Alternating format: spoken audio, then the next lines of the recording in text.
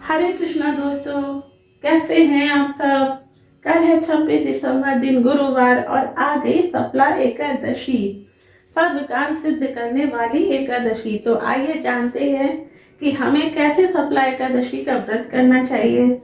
इस दिन सूर्योदय से पहले उठकर स्नान करके भगवान राम या भगवान विष्णु या भगवान श्री कृष्ण की पूजा करनी चाहिए। आप जिस भी भगवान को मानते हैं तो आप उनकी पूजा करिए, और इस दिन उनके नाम का जाप या उनके किसी एक मंत्र का जाप कर सकते हैं। इस दिन फलाहार करके आप सारा दिन व्रत रखिए और बुरे कर्म इत्यादि से बचना चाहिए। मैं आपको पारण टाइम भी बताऊंगी, लेकिन उससे पहले मैं सफला एकादशी के महात्म्य और कथा के बारे में बताऊंगी। तो आइए सफला एकादशी का महात्म्य जानते हैं और क्या है सफला एकादशी की कथा। पौष मास की एकादशी भगवान श्री कृष्ण युधिष्ठिर से बोले, मैं दान, पुण्य, तीर्थ, तप इत्यादि शुभ कर्मों से प्रसन्न नहीं होता हूँ। एकादशी व्रत करने वाला व्यक्ति मुझे प्राणों से भी प्रिय लगता है। पौष मास के कृष्ण पक्ष की एकादशी का नाम सफला एकादशी है। यह सर्व कार्यों को सिद्ध और सफल बनाने वाली होती है।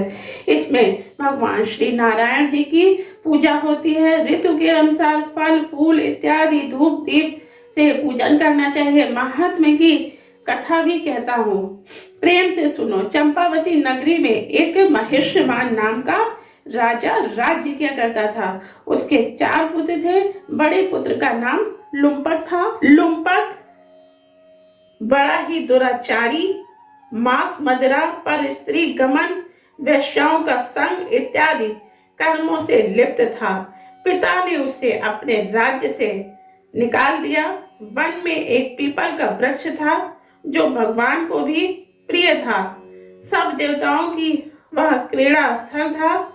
वहीं ऐसे पतित पावन वृक्ष के सहारे लुम्पक भी रहने लगा, परंतु फिर भी चाल टेढ़ी की टेढ़ी ही रही। वह पिता के राज्य में चोरी करने चला जाता था तो पुलिस पकड़कर छोड़ देती थी। एक दिन पौष मास के कृष्ण पक्ष की एकादशी की रात्रि को उसने लूटपाट अत्याचार किया और तब पुलिस ने उसके वस्त्र उतार कर उसे वन में भेज दिया। बेचारा पीपल की शरण में आ गया। इधर हिमगिरी पर्वत की पवन भी आ पहुंचा। लुम्पक के पापी सब अंगों में गठिया रोग ने प्रवेश कर लिया। हाथ पांव अकड़ गए। प्रातः सूर्योदय के बाद दर्द कुछ कम हुआ तो पेट का गम लगा। वह जीवों को मारने में आज असमर्थ था और ना ही वृक्ष पे चढ़ने की शक्ति थी।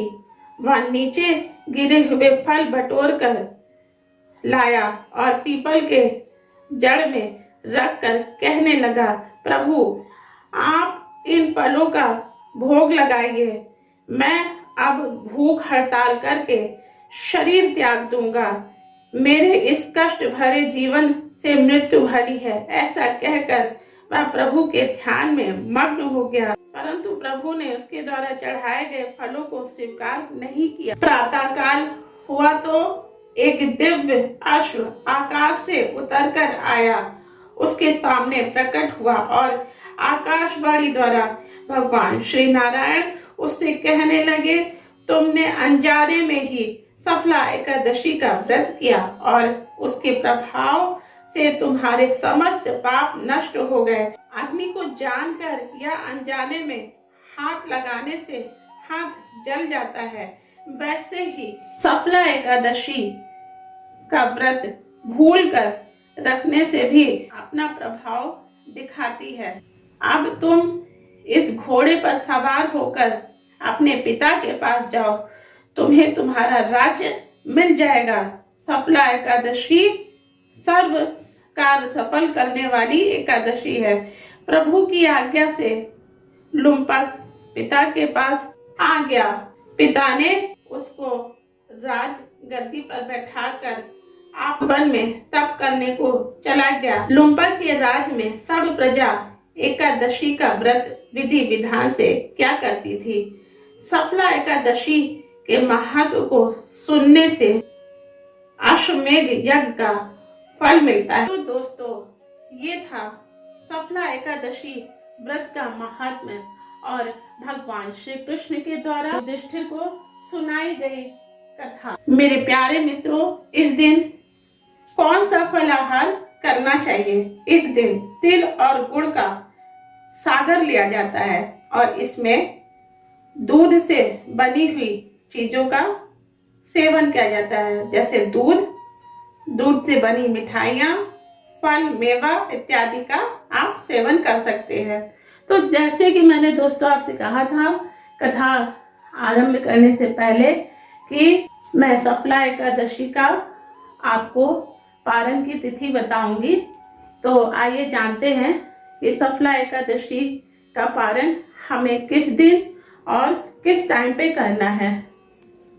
मेरे प्यारे मित्रों, 27 दिसंबर दिन शुक्रवार को हमें सफला एकादशी का पारण करना है। सुबह 7:12 से 10:39 पर सफला एकादशी का पारण होगा। व्रत का पारण सही समय पर करने से तभी आपको व्रत का फल मिलेगा।